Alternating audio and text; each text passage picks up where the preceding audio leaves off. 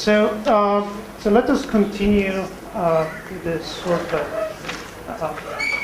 with the second lecture on physics of abrupt quenches. So yesterday we discussed essentially some general things about the statistics of the work in any quantum system. And then I hope I convinced you that if instead of, in many body systems it's typically much more convenient, instead of computing P of W itself, to compute either the Fourier transform of it, that I call the Loschmidt-Deckel, because it's some quantum object that is very well known, and it's just given by this matrix element, where this is your initial and final Hamiltonian. Or sometimes you might be interested in just using, instead of Fourier transforms, Laplace transforms, and you just write down an object like this. Now, for the sake of computing the statistics of the work, of course, you can do it this way, it doesn't really matter. But I explained to you yesterday that if you compute this object as a function of time, then it can give you some information about the real dynamics of the system, and in particular the phasing when you couple your system to some external degrees of freedom. Now, of course, you could think that, okay, as you will see today, you can use some tools of statistical mechanics to compute zeta of tau, so you could naively think that, well, it's the same, I computed with real or imaginary time, it's not going to matter. So I just wanted to make a bit more precise a notion that what do you mean by edge singularity? Well, so it's what I explained yesterday, but I will repeat it, just a second.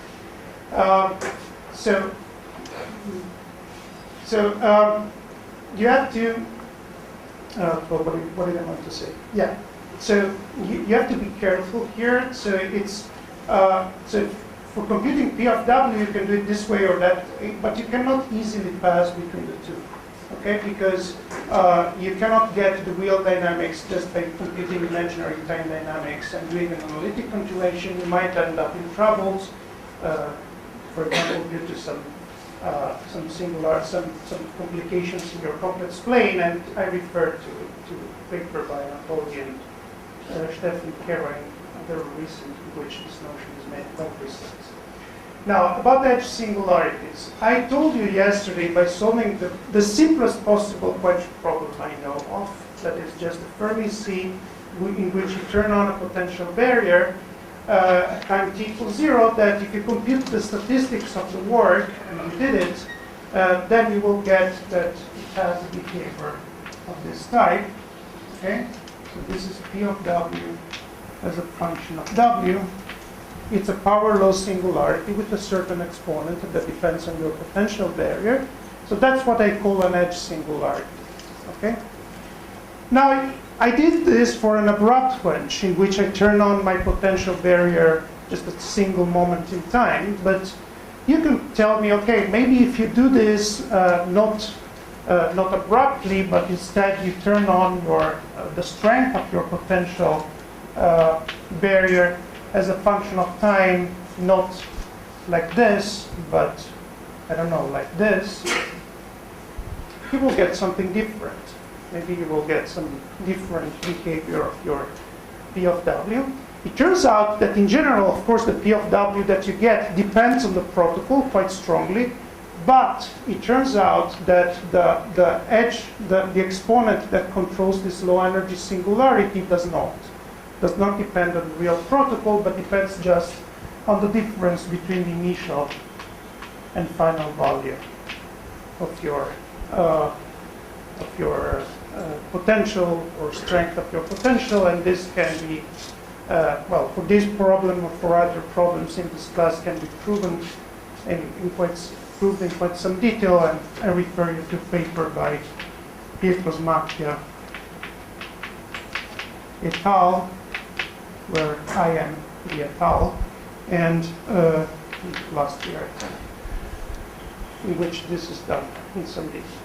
Okay, so this is it for this object. So I'm not going to touch it anymore.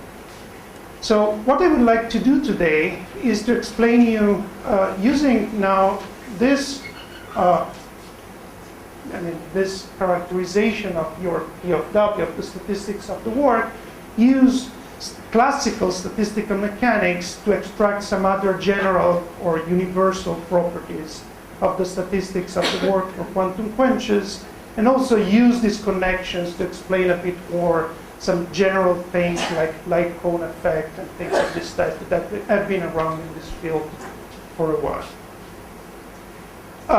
So now today, unlike what we did yesterday, we're going to use two very simple models in order to describe the physics. So I will discuss as typical examples quantum quenches and the quantum-easing chain that, as you probably know already from the talks, from the lectures of Amit, is essentially the simplest possible prototype of a completely integrable model that has a quantum phase position, lambda equal 1 in this case, between a quantum paramagnetic at large lambda phase and a paramagnetic phase at small lambda. So this model is essentially free fermions. To be precise, it's free Majorana fermions, but let's not be so precise. And another model I will use is just a Gaussian field theory. That is just this plus dx by squared plus m squared times squared. Okay, so where pi is the conjugate momentum to this variable phi, this is a real field. Now, and m is the mass of this field. Now you can tell me, how do you realize in practice this model? I mean, this one you know how to do it. I mean, it's enough to take spins and you couple them. Might be difficult to do it in a closed system, but you can think of doing it. Now this one can be realized in cold atomic gases. For example, when you look at quasi-one-dimensional condensates, for example, two quasi-one-dimensional condensates that are coupled by Josephson coupling, the Josephson coupling. So in each condensate, you have your field, your degrees of freedom that is essentially the condensate density times the phase fluctuations. So will be left and right phase fluctuations. And you can really prove that if the Josephson coupling is not too weak, the degrees of freedom that are represented by the difference in the phase degree in the two phases of the two condensates are described at low energies by field theory. That is essentially at this form. The more precise form is the Sine-Gordon model, but I don't want to go into those details. So I refer to the appropriate literature, in particular to experiments in the group of York, Schmidt, Meyer, if you're interested in more details about this systems. Okay, so these are going to be my models, essentially free fermions written in a fancy way and free bosons. Okay? And so I will use these two models to describe the physics. Now, in particular, yes? The last term, Yes? that you extracted part from the Sine-Gordon model. Yeah, that's what I did. From the cosine of the Sine-Gordon, I expanded close to the minimum, and I got the mass. So that's, I didn't want to get into the Sine-Gordon. So, all right. So let me now explain one thing that I didn't say yesterday. So essentially, I told you that the name quantum quench, not the protocol, but the name quantum quench was coined in this paper by Calabrese and Carty in 2006. And what they were doing in this paper was something very clever in a sense. They were considering a generic conformal field theory. And a generic conformal field theory in 2 dimensions in this language would correspond to this model at the quantum critical point, lambda equal 1, or to this model when you set the mass equal to 0. Okay? So, and then what they did was essentially seeing this in Euclidean space-time. So I'm not going to explain how they did it. I'm going to explain it later for the statistics of the work.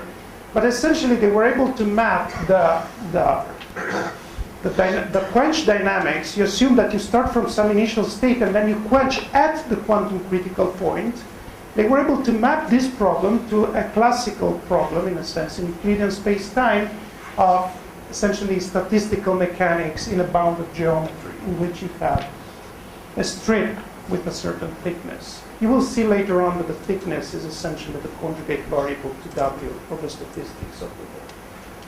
And doing this, they were able to compute, for example, the correlators of well, let's not enter into jargon of conformal field theory. For this model, for example, you can compute easily the correlators of the phase degrees of freedom.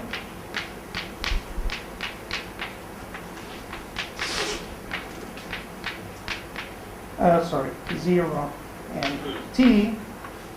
And what you can get is essentially what they call the light cone effect, which was observed recently experimentally for another system in the group of Immanuel Bloch, and which is essentially the following thing. It's a very simple effect. Suppose that you're trying to compute the correlations between these two vertex operators that live at a distance r. And then what happens is that you should think of a sort of light cone that propagates with the speed of light. You're in a conformal field theory, so if you take this, the speed of light is set equal to 1, roughly. And so until this front reaches these 2 points, they're essentially uncorrelated. Okay, so the correlations are space-like and they decay in time. And when the front passes through these 2 guys, which essentially means that quasi-particle excitations have be able to propagate and connect 2 points, you get the correlations that you should get for this problem. In particular, they have obtained this for t greater than r over 2 goes like e to the minus c of t over 2 tau naught. So tau, well, these are just constants. So it's just exponentially decaying in space correlation function. And that's what you should expect in a critical state at finite energy density. So, and that's what you get. Sorry, this is x. This is not t. Okay? R. Sorry? It's X or R. Or r. Sorry. R. R. This. No, this result was derived in general conformal field. Yeah, for a very general conformal field theory. There would not be quasi-particles in that theory. Yeah, sure. It's for a very general, well, But still this light cone. yeah, still the light cone effect is there. So it's a super general result that they derived. They derived also some other things. Is Yeah. C in the numerator or in the denominator? C is just a constant. So let's for the sake, I mean, it's up, but it's just a constant. So it's not, I don't think it's, honestly, I don't remember if it's related to the central charge. I don't think it is, but, so it's just a constant. And this is called extrapolation method. Conformal dimension of the robot. Probably, yes. The I eta phi. Yeah. Eta square. Yeah. All right. So what did I want to say? Okay, so this is the result that you get. There are some tricky things in their derivation because you have to introduce an extrapolation length for the experts. So it's a tricky thing. So what I want to do now is to essentially show you how to use all these mappings to classical statistical mechanics in a bound geometry to derive essentially the statistics of the work and other universal properties for that object that in a sense is much, much simpler than these correlators. Okay? So that's what I think is pedagogically. And you would do that also for quenching to the critical point? No, I will do it in general, in full generality. So you will see in a second that I don't need to quench to the critical point or anything else. I can do it in a real full generality. And everything I will derive is totally, does not need even to some extent the model to be specified. Okay, so let us start with this thing. So again, we have a generic quench protocol, and the Hamiltonian starts from lambda I, goes to lambda f. And I will assume for today, even though, as you've seen yesterday, everything can be generalized quite easily to generic protocols. And we did it, but let me just stick to the simplest thing, which is you start from the ground state of this Hamiltonian and you abruptly change your parameters. Okay? And now let us compute the P of W, or just try to extract P of W from the generating function, cumulant generating function that I call zeta of tau, that is going to be, as I wrote down before, e to the I h lambda I tau, e to the minus h lambda final tau. And you see immediately that since I'm starting from the ground state of my initial Hamiltonian, well, this is just it's just a global exponential that I can take out of this expression. It's not playing any important role. So let me write it as this. E no lambda e tau times psi naught lambda e to the minus h lambda f to the power tau psi naught lambda e.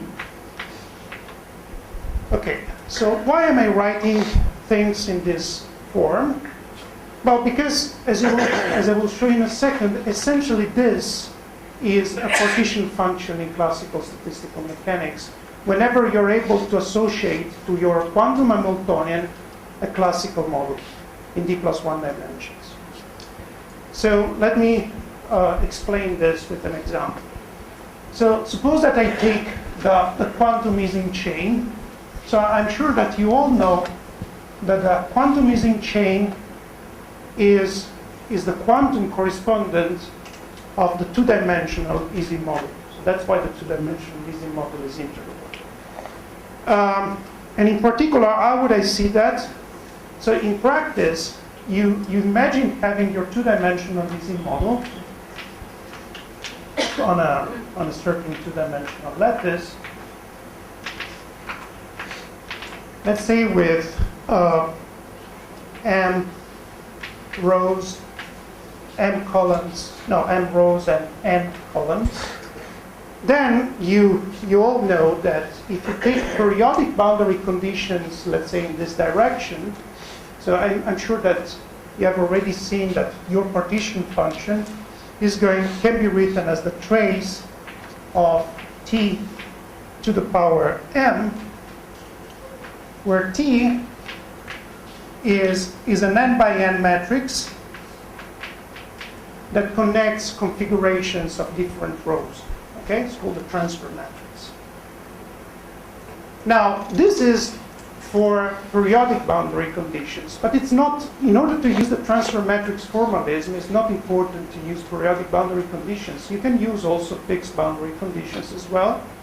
In that case, what you will get is that your partition function is going to be equal to something like this, where this in the case in which I put the same boundary condition of the two edges. And this psi naught is essentially a state that represents, once you write it properly in terms of your degrees of freedom, the boundary condition that you impose on your spins on this edge and on this edge of your slab. Okay? So this is for periodic boundary condition, this is for slab geometry. All right, so now you see essentially that what I wrote down here, okay, and the quantum to classical correspondence, typically at the level of transfer matrices, is realized by essentially finding a way to write your transfer matrix as e to the minus h up to lattice spacing and everything. Okay? Where h is a certain quantum Hamiltonian. For example, if you have a one-dimensional classical easy model, your transfer matrix can be written as e to the minus h, where h is the Hamiltonian of a single spin. For the two-dimensional Ising model, h is going to be the Hamiltonian of the quantum Ising chain. Okay? Now, Sorry, this tree is 2 to the n by 2 to the n. sorry? Dimension of the tree is 2 to the n dimension? Yeah, it's 2 to the n. Sorry. Apologize. Yeah, it depends. You have 2 to the n, 2 to the n. You're absolutely right. You have to connect, and it's connecting the states of two different rows. So you have to count how many possibilities you have. So what is the dimension of the Rayleigh space? You're absolutely right. Apologize. All right. So what did I want to say? Okay. So let me be more precise. So you know that. So what I said is that if I take a two-dimensional easy model, let's say with nearest neighbor interaction, then the quantum correspondent of this is going to be my quantum easy model. And so the two-dimensional easy model has a temperature, as a transition as a function of temperature. Okay, so it is going to have a critical point at a certain Tc. And so in this language, the temperature is essentially the transverse field. This is a relevant operator, and this is the temperature-like variable. Okay? Okay, so now what I discovered then after all this rewriting of things is that my statistics of the work in general is nothing but the partition function of a model. Whenever I can use the quantum classical correspondence is the partition function of a model in D plus 1 dimensions. Okay? So now, what can I do with this? Well, so whenever you have a model that is defined in this lab geometry of thickness tau, which is essentially defining my zeta of tau there, I know perfectly well what, at least qualitatively, what are going to be the contributions to my free energy. Okay? Because, so this is going to be e to the minus f of tau, and f of tau is going to have three contributions. One, so let me work in one dimension simply because I don't want to write a d here every time I write a length scale. So it's going to depend on L, where L is the length of my one-dimensional quantum system and or one of the lengths of my 2D system. And then I'm going to have three contributions to the free energy. One that scales linearly with tau, and it's the bulk free energy. One that is independent on tau, so I'll put a factor of 2. And this is the, how did I call it here? So I call the bulk with a big B, and then the boundary, the free energy of the two boundaries. And then I'm going to have a third contribution, Fc of tau, that has the property that it decays to 0 as a function of tau. So as you increase the distance between your two boundaries, this third contribution decays to 0. Now the sum of these two guys is sometimes called excess free energy. Okay? So it's essentially what you have because you have a boundary. Okay? Now, what is this? So the boundary, you understand what it is. It's just describing the contribution to the free energy due to the fluctuations of the spins at the boundary. But, I mean, to the fact that you have a boundary. But this one is describing essentially the interaction between these two boundaries mediated by the spins in the bulk. It's roughly a Casimir effect. Okay? And, well, you know, my friend Andrea Gambassi could explain you everything about these sort of things and how to measure it, etc., etc. I learned a lot discussing with him, but I don't think I'm a great expert of measurements of Casimir effect in soft matter systems, so I would skip it. So what is important to understand for us is that at C of tau is a certain function. It turns out that in certain situations it's even universal, that decays to zero as tau goes to infinity. Now, let me now,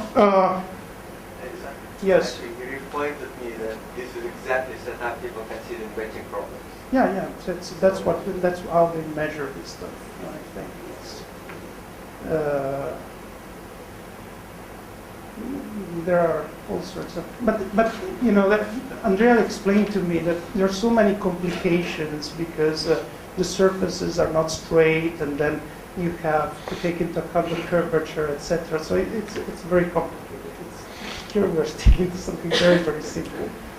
It's the simplest version. Yes. So I'm just a little confused. Are you trying to learn about the time-dependent behavior of a quench of a classical?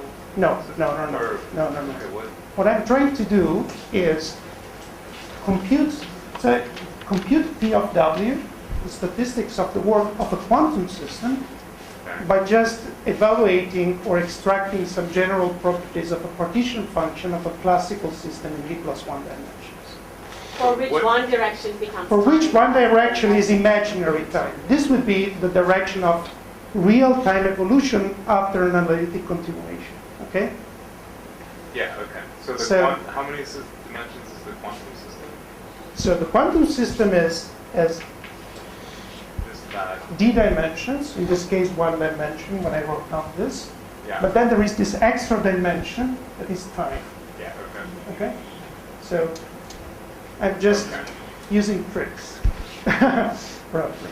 But useful tricks, as you will see in a second. Okay. So I have a quantum system. I want to compute the time evolution. I want to compute the imaginary time evolution of it. And then I just realize that what I'm computing is essentially the partition function of the classical model.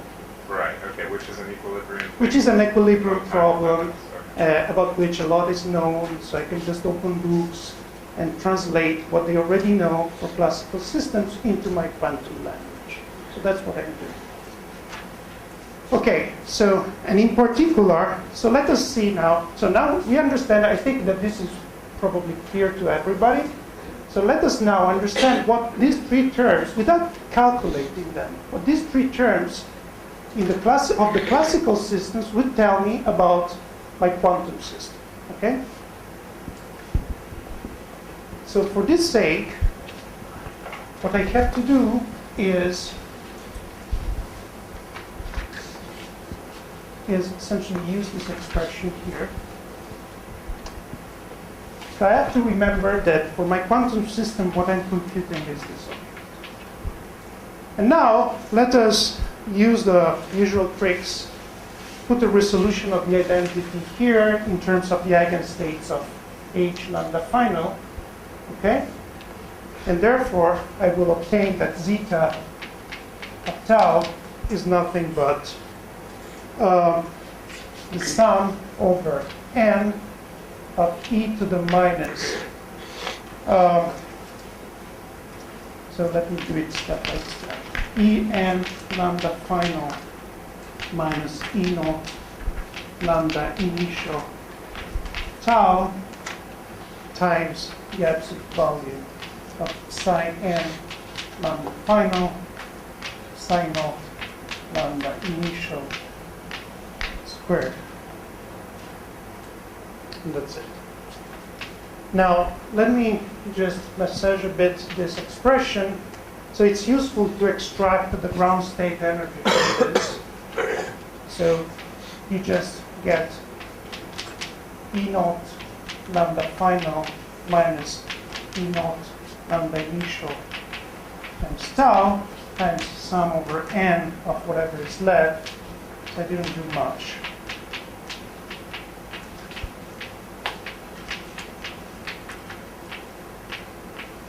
And then here, I'm just counting all the energies with respect to the ground state energy of my final Hamiltonian.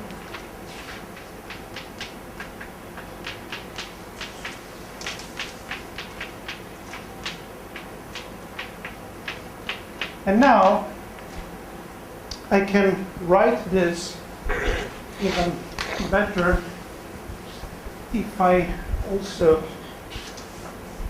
if I also write it as this, e to the minus e naught. You will understand in a second why I'm rewriting things all the time. Times psi naught lambda final, psi naught lambda initial squared times, and then I need the sum over n of psi n lambda final, psi naught lambda initial squared divided by the same object, but with psi naught.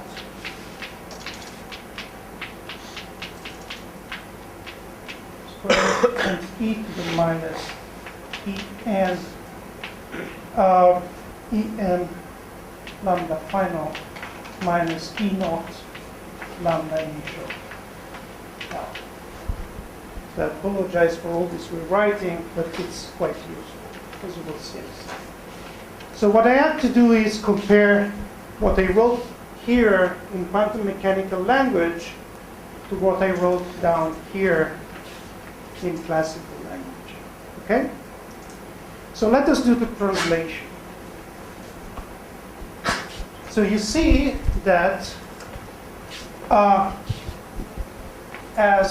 so let me keep this.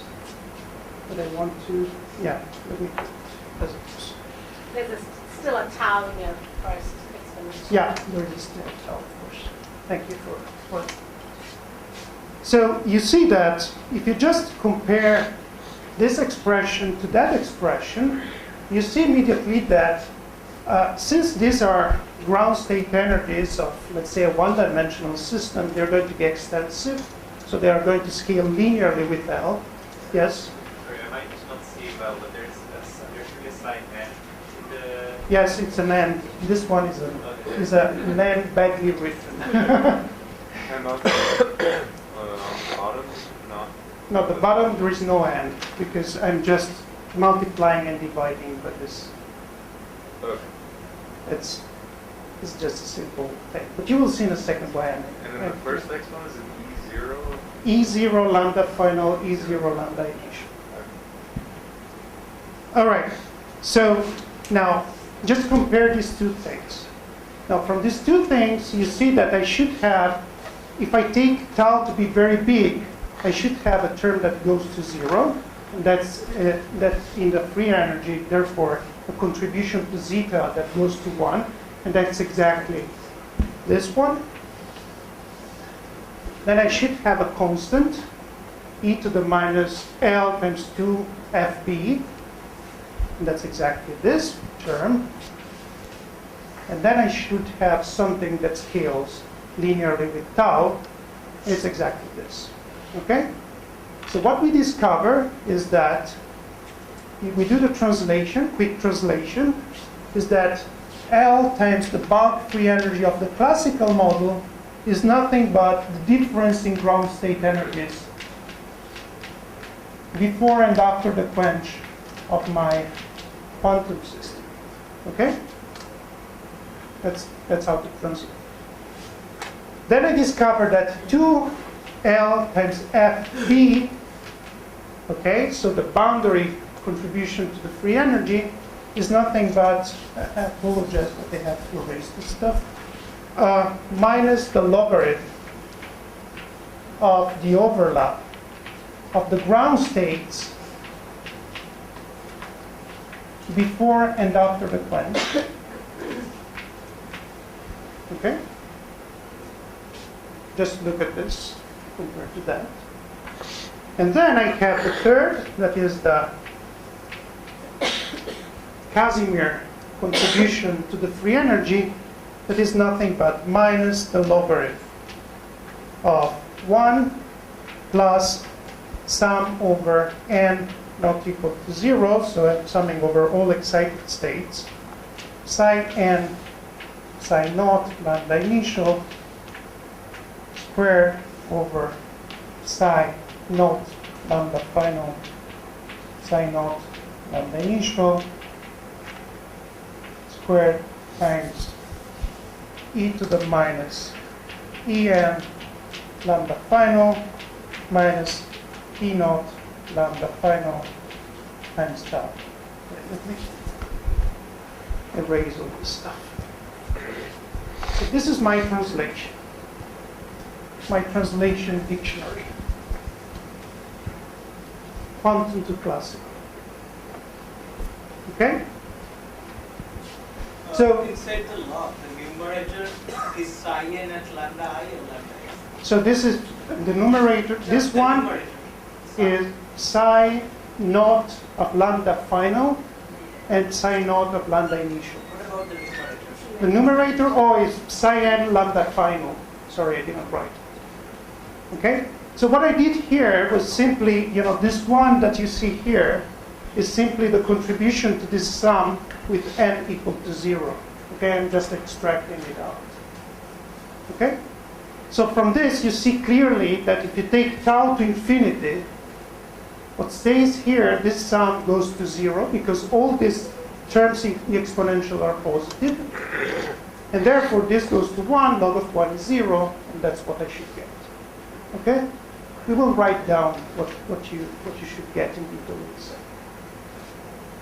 Okay? Now, using this dictionary, in principle, as Calabrese and Cardi were able to translate things between classical and quantum using their conformal dictionary, I could just use this dictionary to pass from quantum mechanics to classical mechanics the way I want. For example, suppose I'm not able to compute the Casimir energy for a classical system, but I'm able to, just a second, but I'm able to do it I'm able to compute these objects for a quantum system. I can use the quantum expressions and do the calculation.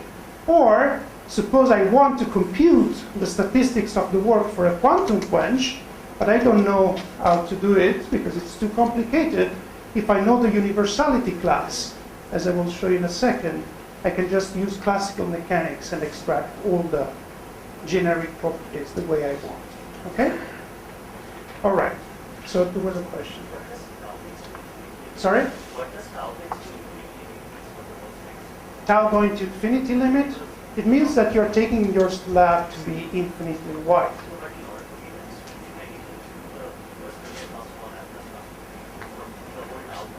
Yes. I have to count right. Speak up. Yes. Yeah. Well, I'm a naive person usually. So when I think about Fourier transforms or anything, unless I have some pathological things, Fourier transforms or Laplace transforms, when you take the asymptotic limit, corresponds to low energy, unless you have some pathologies. So, and it actually works out practically in almost all cases. I have a question. So Yes. in general, H will depend on lambda in some complicated way. And so the time evolution operator should be exponential integral of H lambda. Yes. So how come all of these things nicely separated to just the final lambda and the initial lambda? Oh, because I said at the beginning, you're absolutely right. I said at the beginning that I'm considering only the situation of an abrupt quench. Actually, when I say quench, I should not even specify abrupt. So it's just rapidly changing my parameters. So instantly changing my parameters. So using what Laetitia mentioned yesterday, I'm not considering an Illig today. But you can generalize everything to generic situations. So the time scale is very small. It's very, very, very small. Let's go But to- also, as you were saying, the exponent of P of W, you're looking at the low and Yeah. low W part of it doesn't depend. It doesn't depend at all on yeah, all this stuff does not depend on the time scales. the thing called universal physics is not really done. For this particular problem.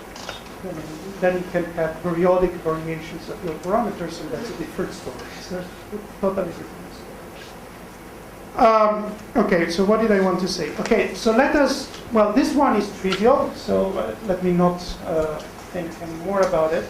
So if you're interested in computing difference in dropstick energies. So now what I want to do is, using this translation dictionary, discover interesting things about the quantum or the classical system just by doing very simple hand-waving, a very simple hand-waving analysis. So the first thing is, let us look at this object here. So the boundary contribution to the free energy. Now, so what I discovered there is that psi naught, the overlap of ground states before and after the quench, I mean, for the final and initial Hamiltonian, is nothing but e to the minus L times the boundary free energy. Now, in the quantum mechanical literature, as was mentioned, I think, by Amit in the third lecture, people consider, so this object here is known in quantum mechanics as Fidelity. Okay, there's a lot of applications in optimization, quantum information, whatever we choose. But the important thing is that people, for me, that people introduced an object that is known as the Fidelity susceptibility, which is nothing but minus 1 over L, the second derivative with respect to lambda final of the log of this psi naught lambda final, psi naught lambda initial. At, let's say, evaluate that lambda final equal to lambda initial equal to lambda. Okay? Now, and it was shown first, well, so this object was introduced in a paper by W.L. Yu et al. But later on, it was studied in much more detail by Lorenzo Campos Venuti and Paolo Zanardi. And then all these concepts were generalized to more general protocols by Claudia De Grandi, Vladimir Gritsev,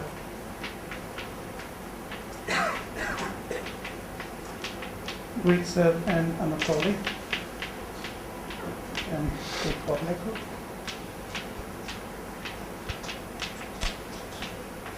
And what was found, I think, first in this paper, is that if you have a system that has a quantum critical point, for example, as our beloved quantum Ising chain, then you should expect that your fidelity susceptibility will have a certain scaling behavior of this type. It goes like lambda minus lambda c, which is the value of your critical coupling, to the power mu d minus 2, where mu is the correlation length critical exponent, and d is the dimensionality of your quantum system. Okay? So let me now show you that this can be understood neatly in the quantum language, in the classical language, even though it was first derived in the quantum context. Well, the way to do it is just to realize, using the definition, that if you use the translation dictionary, what you're essentially doing is calculating the second derivative of the free energy with respect to lambda, of the boundary free energy with respect to lambda.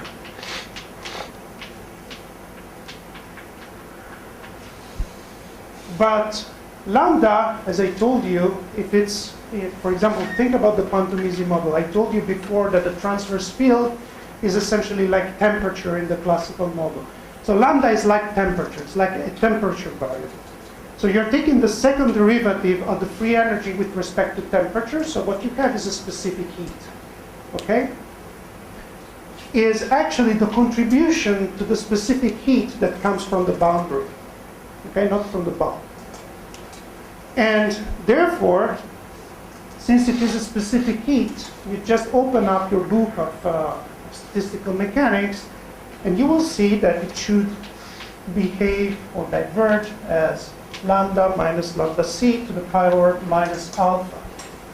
But alpha here is not a bulk critical exponent, is a boundary critical exponent, okay? And in particular, it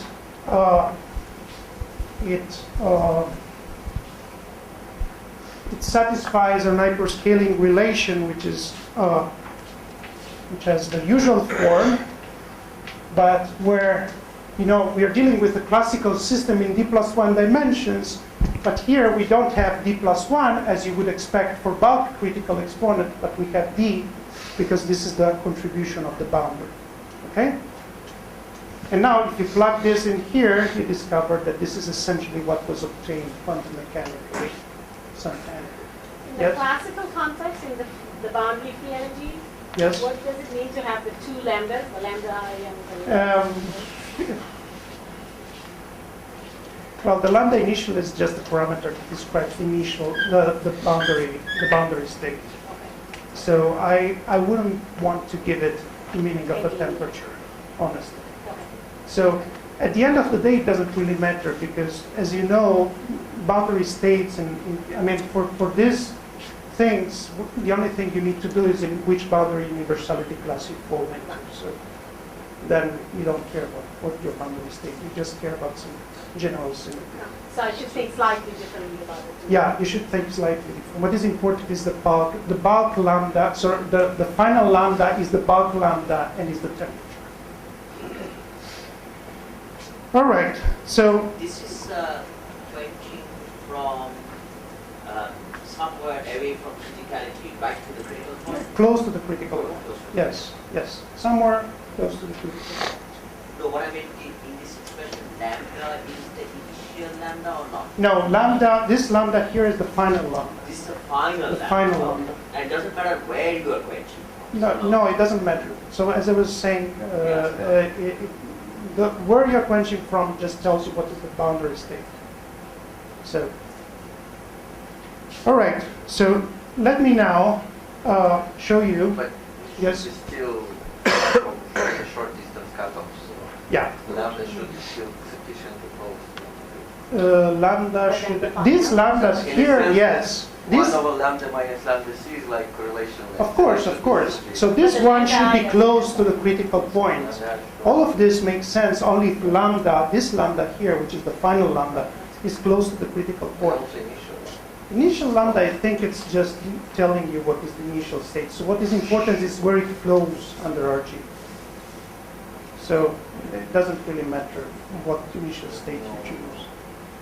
I mean, your initial sort of correlation line should be bigger than short distance cutoff. If your initial, suppose you have the initial is a completely different phase, Yes. then what you define.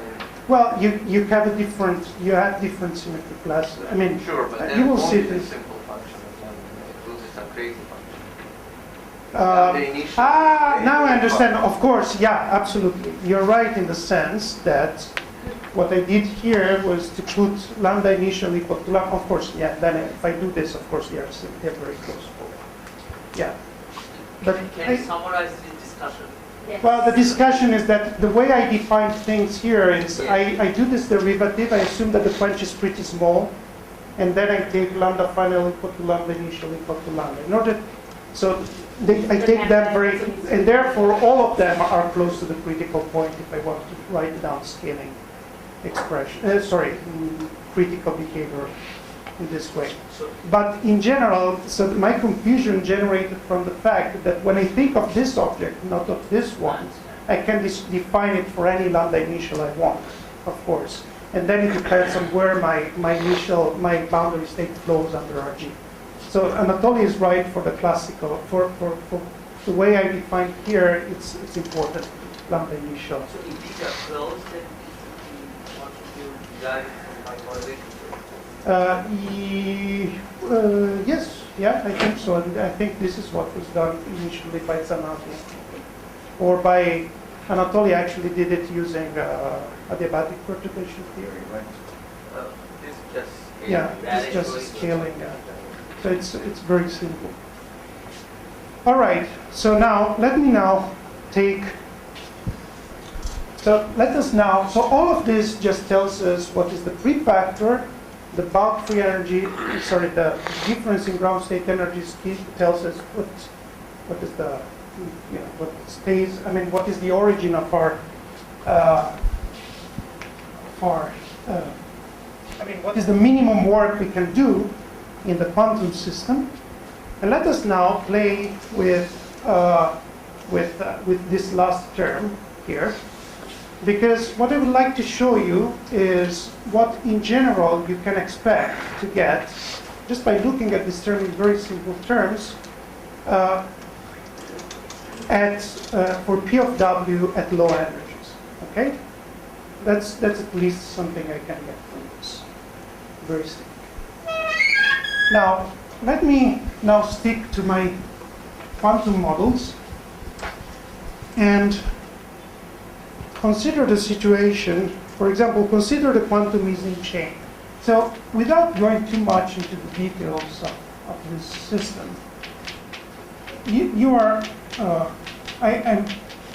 I suggest that if you're interested in seeing how to diagonalize the quantum Ising chain, and you have never seen it, the second chapter of the book by Sofia Sajda does this in full detail, or you can read it in a recent book by Giuseppe Mussardo. It's called Statistical Field Theory. So either Sajda or Mussardo. So these are the two books where all this is explained in a rather nice pedagogical way that I know. And so what you will see there is essentially that you can the quasi-particles. So this model is integrable, and the quasi-particles are essentially fermions.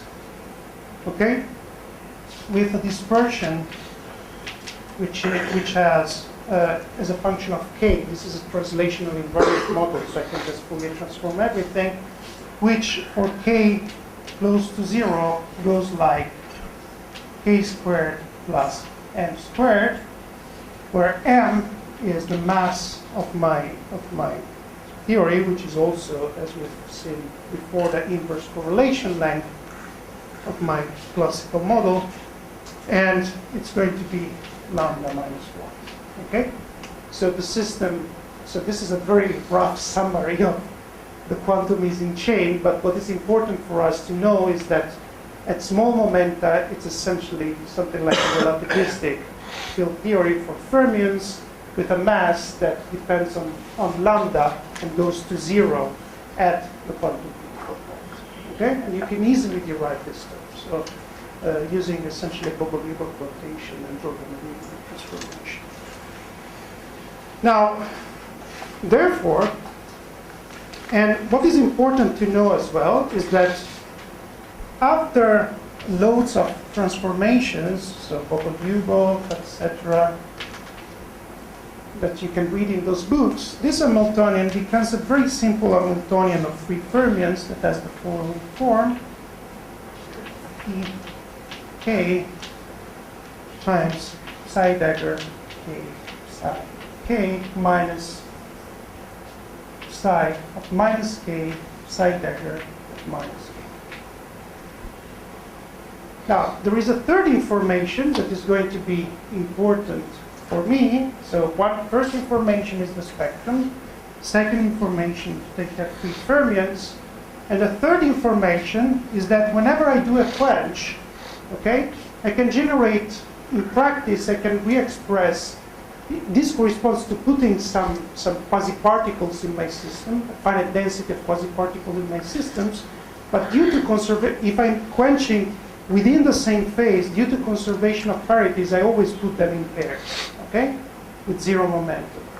So essentially, you should think as But initially, when I'm changing my parameters abruptly, I'm simply making my system emit quasi-particles with pairs of quasi-particles with zero momentum, k and minus k.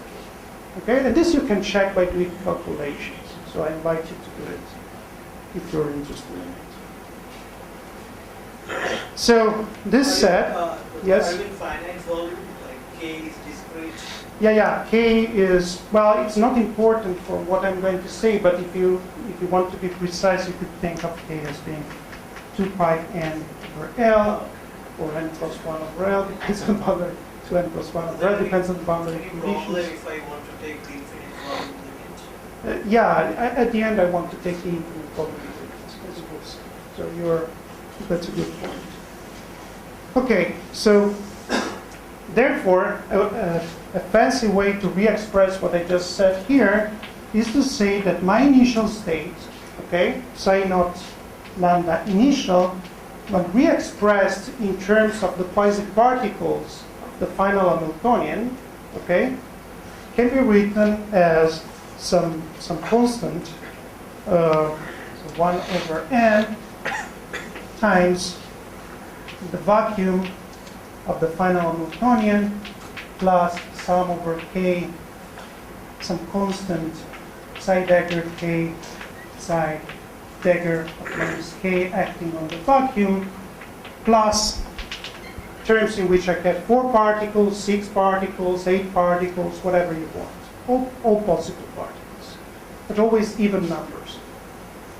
Okay? In this case, this is just exactly a Goldwall transformation. Yeah, that's what it is. It should be exactly as we state. I mean, this. Yeah, that's what it is. So this thing here, okay, let me, just for the sake of the experts, psi naught lambda final is equal to some constant times e to the minus sum over k, some b of k times psi dagger k psi dagger minus k on the vacuum.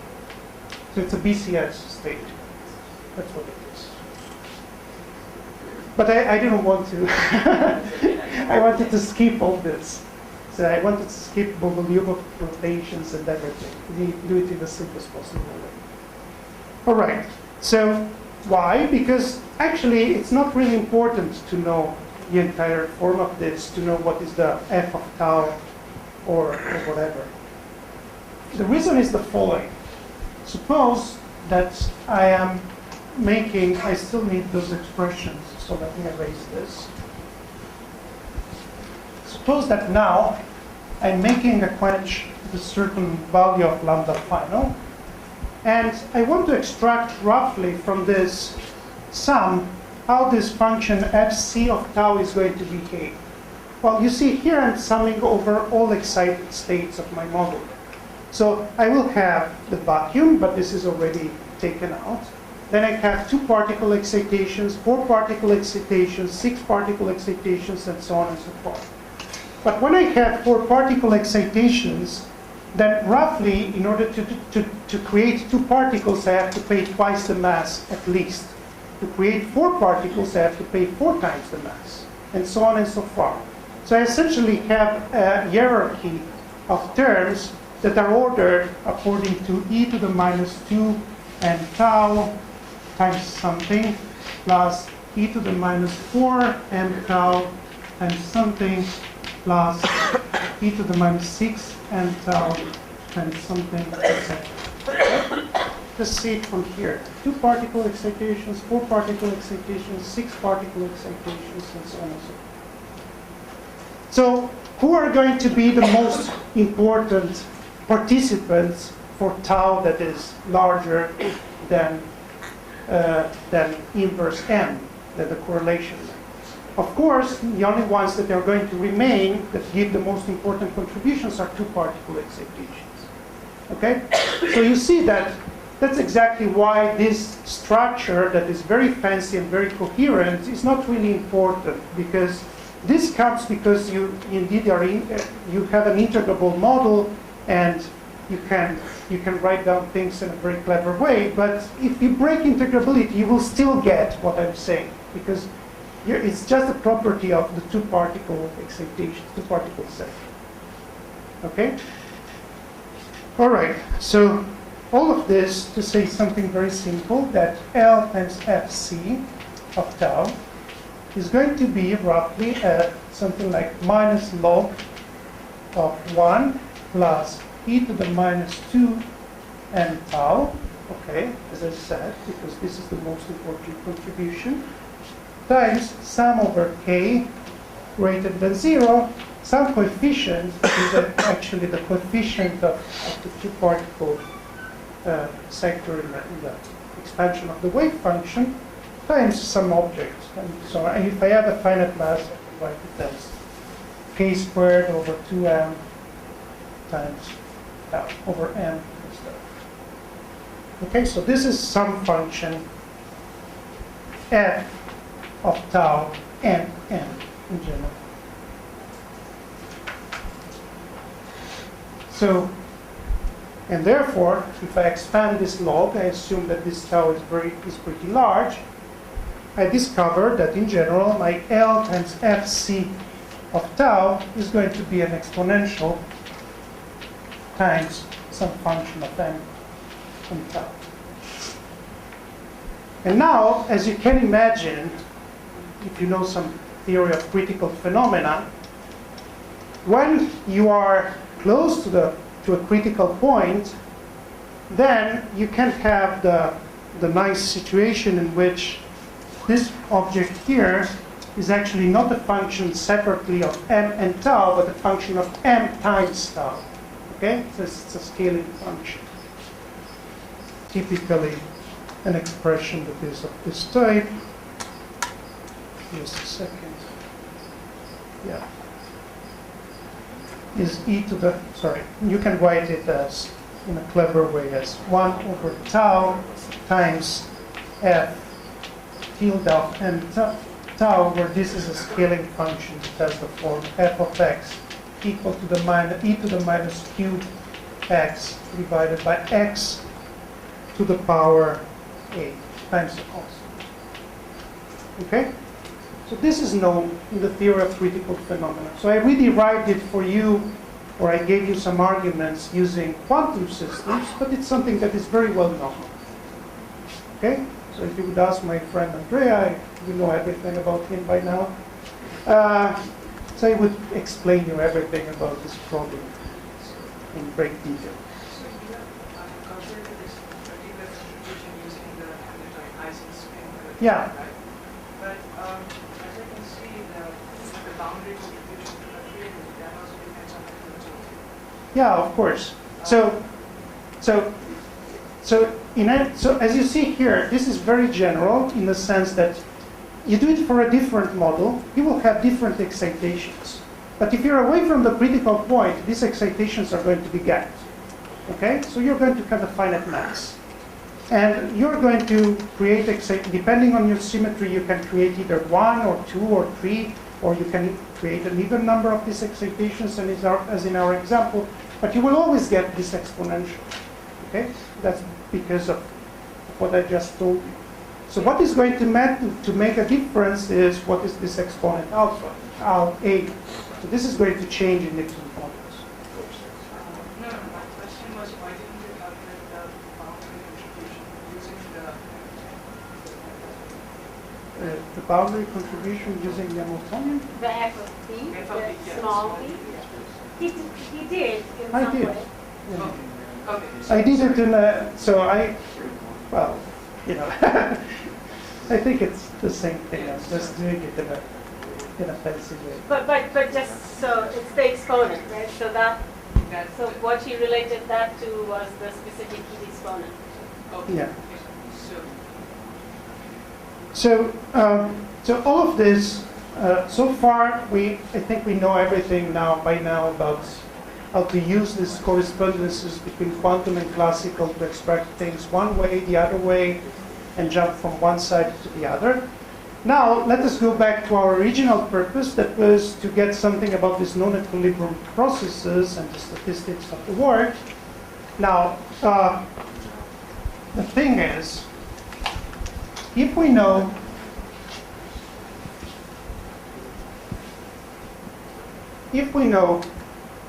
as I told you before, that our zeta of tau, let's say we quench close to a quantum critical point because we want to use some kind of notion of universality. So if we know that this has this form,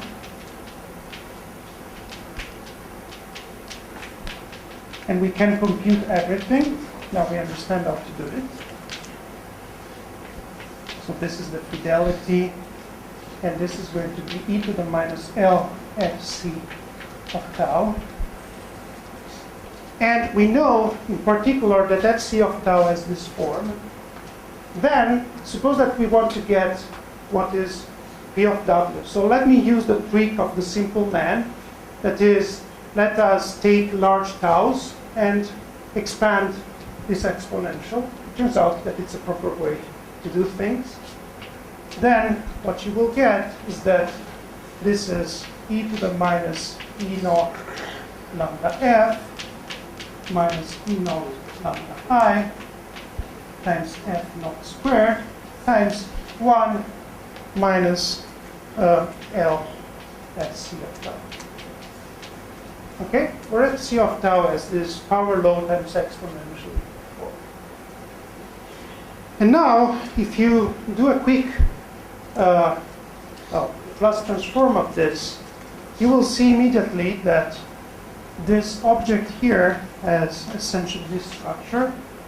Here there is a tau. Due to this one here, you will always have a peak at E naught lambda f minus E naught lambda I of strength f naught squared. This is the probability to end up in the ground state.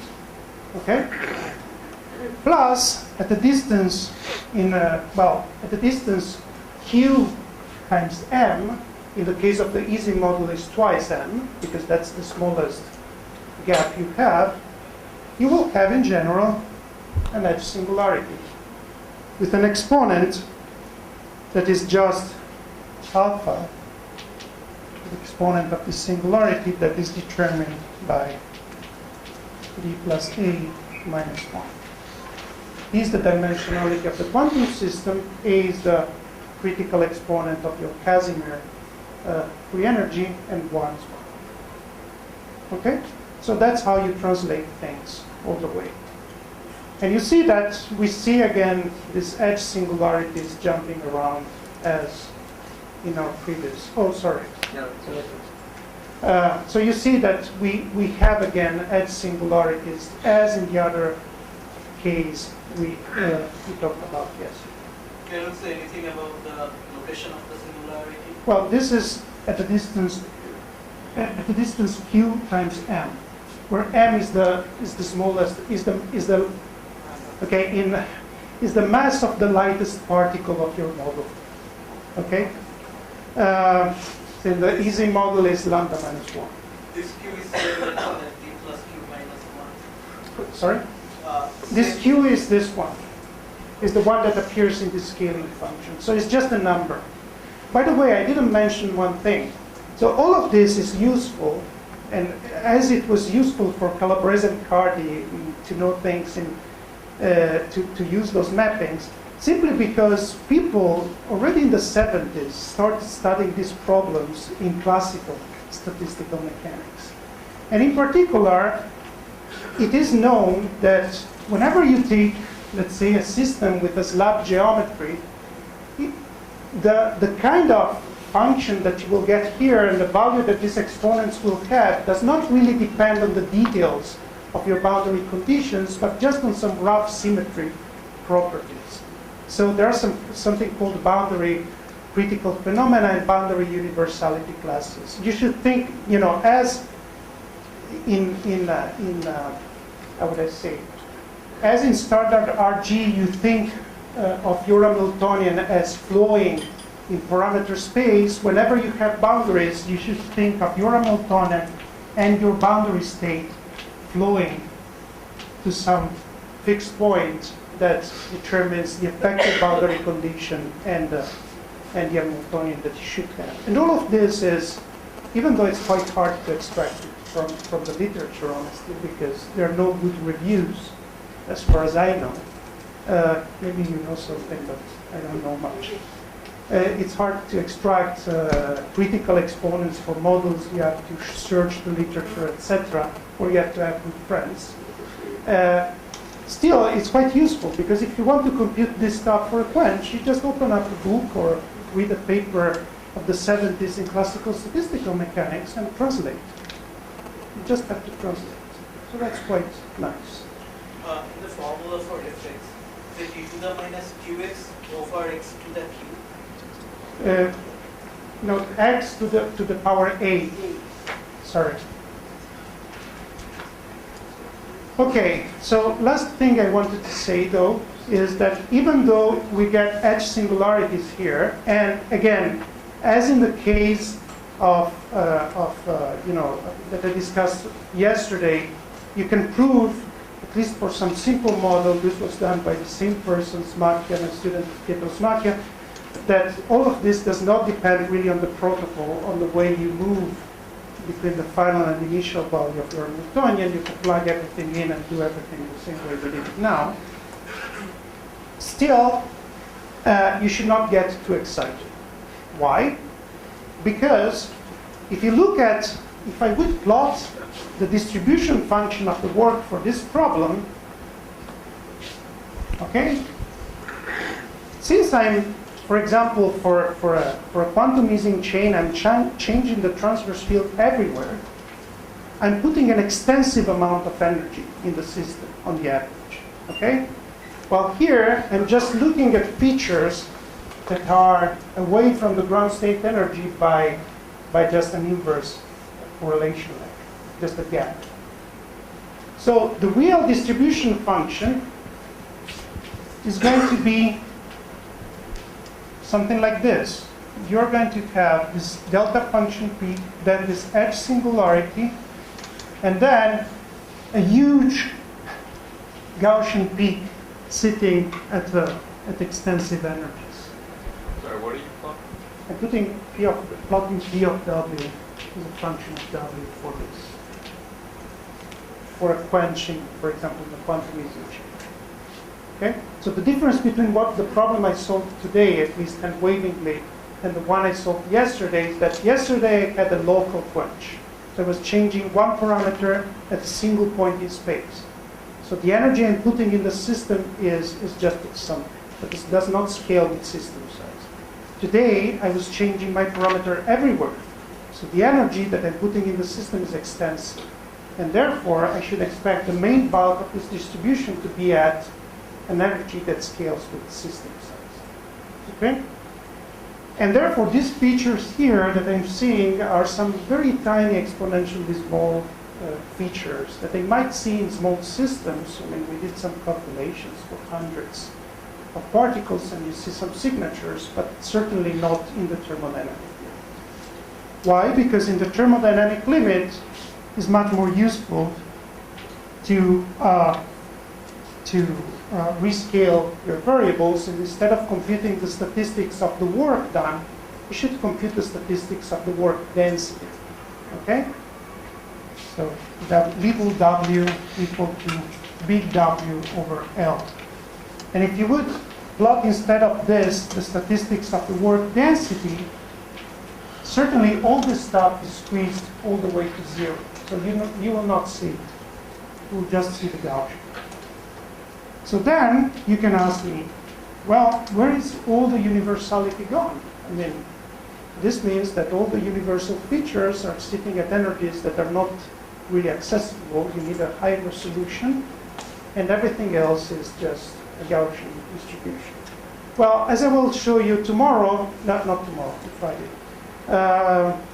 it turns out that everything I said here for the statistics of the work can be done for the statistics of the work density using large deviation theory. And it will turn out that what is universal are not these low energy features, but the tails of this distribution. The tails of this distribution, so you have some kind of super universality, a Gaussian. A Gaussian is a Gaussian, so you always get it. But then if you look at the tails of the distribution, you get information about what is the real universality class to which your problem belongs. Okay? Sorry? This I will show you in a second why it is a Gaussian. Yes. I made one point that you said that protocols don't matter, but if you choose a smooth protocol, you actually suppress the Gaussian part. So if you want to address tails, you want to do sort of sudden change, gentle change, and then you suppress high energies. But Yeah, that is true. I agree. Yeah. Because you essentially use the adiabaticity or so with respect to ground state, quasi-adiabaticity. you're still sudden, but with respect to everything Yeah. else, you solve. Yeah, I agree with you. Yeah, that's a good point. Okay, so why is it a Gaussian? So now let me, in the last 10 minutes, tell you briefly, just lay the foundations for what I'm going to say next time. And so next time I'm going to explain for half an hour all this stuff about large deviations and how this stuff works for the tails of the distribution, because it's quite useful for all sorts of problems, not only for statistics of the work, but you could compute large deviations of any distribution for quantum closures. And at the same time, I'm going to discuss at the end in 1 hour some correlation functions in some recent work we did on that. All right, so why this distribution is Gaussian? Well, you could actually easily figure it out from, actually let me explain it in the simplest possible way. Suppose that I consider, so this zeta of tau, and so we understand that it's the characteristic function of my distribution, and then so this should be equal to sum over n from 1 to infinity, tau to the n divided by n times the cumulants. Okay? And then, well, this is, if you expand it, and the minus, is minus tau times the average work done, no, okay, times e to the tau, the fluctuations, etc. Okay? Now, whenever your second moment is finite, so W, as in any, so since you're putting an extensive amount of energy in your system, W will scale with L. The fluctuations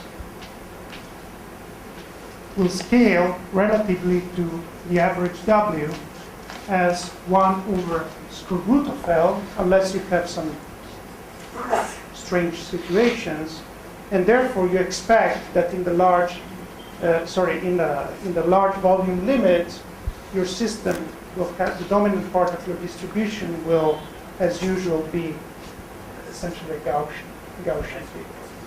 Sorry? That is,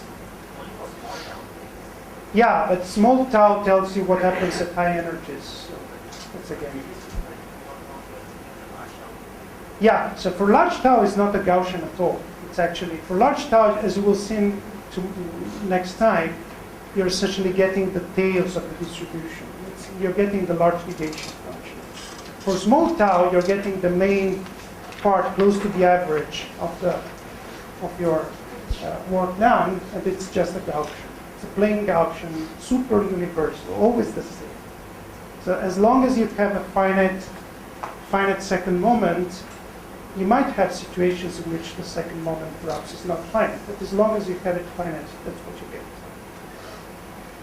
All right, so the last thing I would like to do is, again, give you a homework.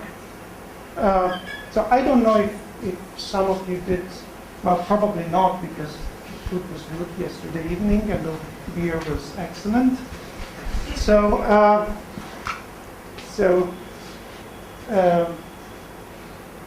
probably nobody did the homework I gave yesterday, but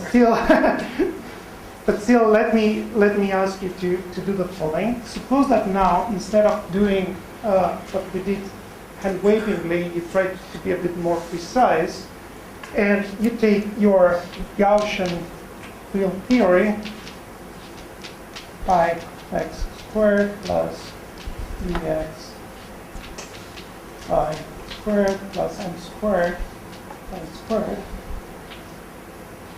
where phi is just a scalar field.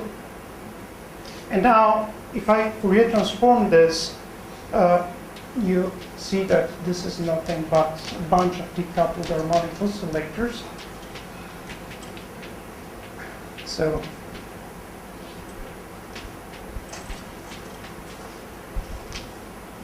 and now let me ask you to compute where omega of k, I mean my dispersion is just the usual relativistic dispersion.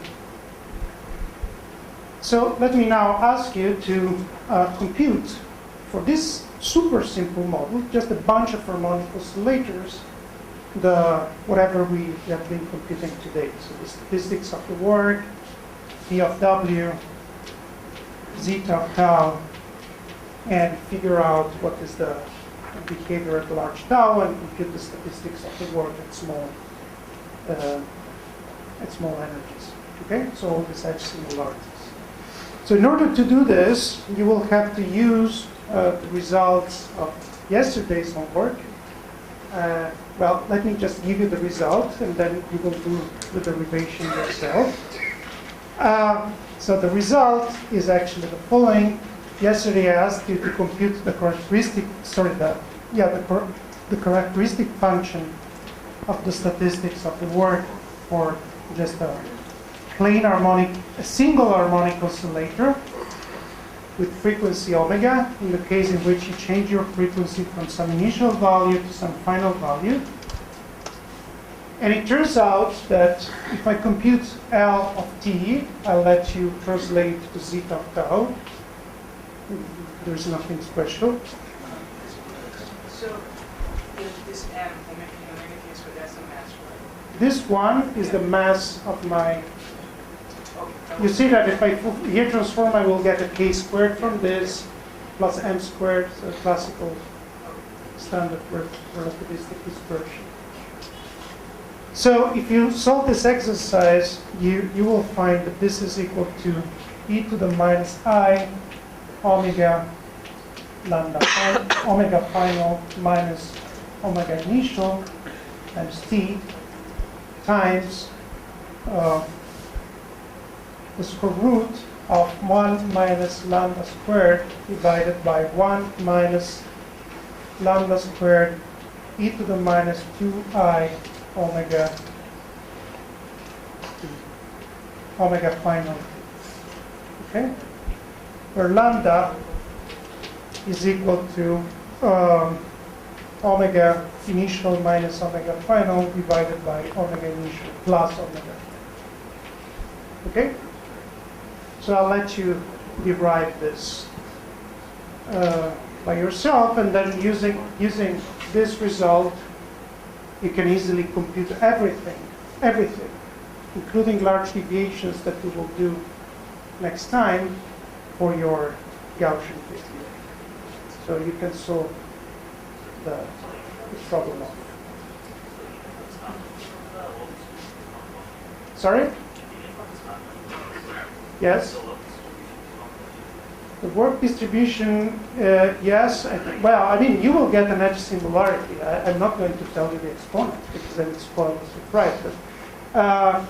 But you're going to get an edge similarity, and you're going to get non-trivial tails as well if you do the large deviations. I'll tell you how to do it full speed. Sorry, next Friday. But it's, of course, the main bulk of the distribution is Gaussian.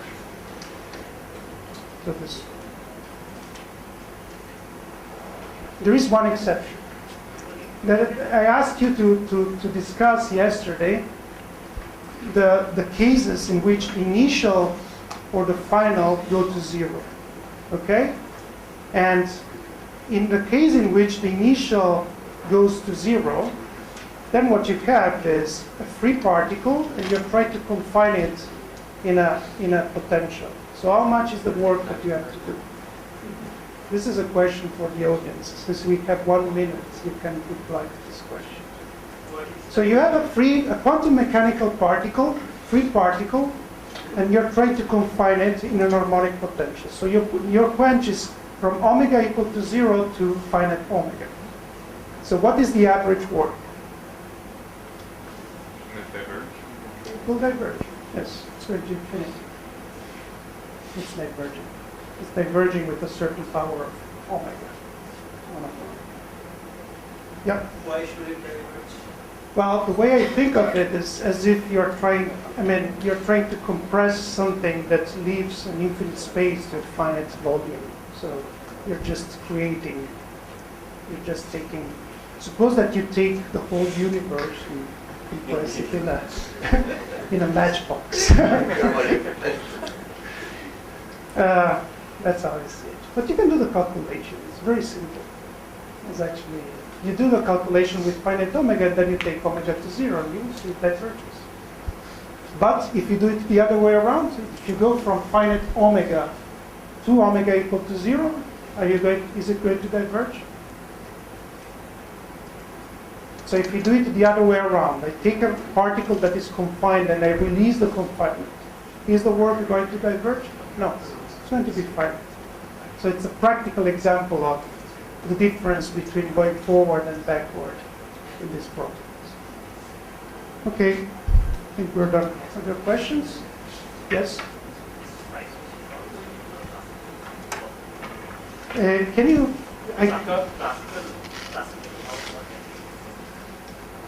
can you do a classical quench? Well, Letizia explained how to do a classical quench.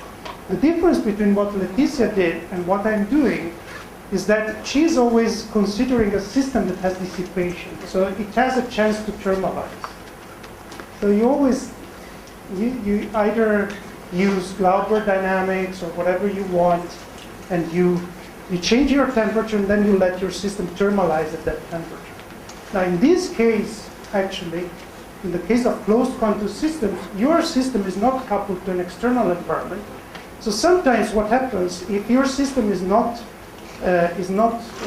satisfy the properties Anatoly was talking about, it can happen that for a certain time the system stays in a metastable state that is non-thermal and is actually can have some critical behavior, but is not related to thermal distribution. Classical systems can be also isolated. I think one should separate stochastic dynamics, classical dynamics, and quantum dynamics. We have Hamiltonian dynamics. We can have classical Hamiltonian dynamics. Yeah, of course you can. I'm just saying that all these phenomena of coarsening, etc., are typically relevant for with dissipation.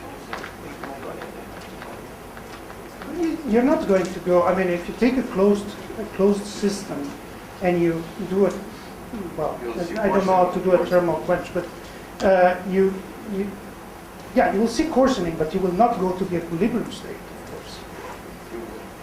No, why? Why should you go to the equilibrium state? No. Why? Because you're not able to release the energy. No. I will release it into thermal fluctuation. Of course I will. No, if I do something to this gas in this room and it's completely isolated, it will equilibrate. It will just equilibrate at slightly high temperature. You don't need thermal. Okay. So then we all. Maybe I can comment something about Yes. the kind of calculations that you've done, having done in the context of the kind of systems that I'm discussing as well, in particular for the oil model during the coarsening regime, by the group in Salerno and Naitos, so Corberi, Zanetti, Okay. Pepe Corella. It's a calculation that can be done because in the end it goes down to a quadratic Hamiltonian, equations and so on. No, this is super simple. Yep. Other questions? Lunch?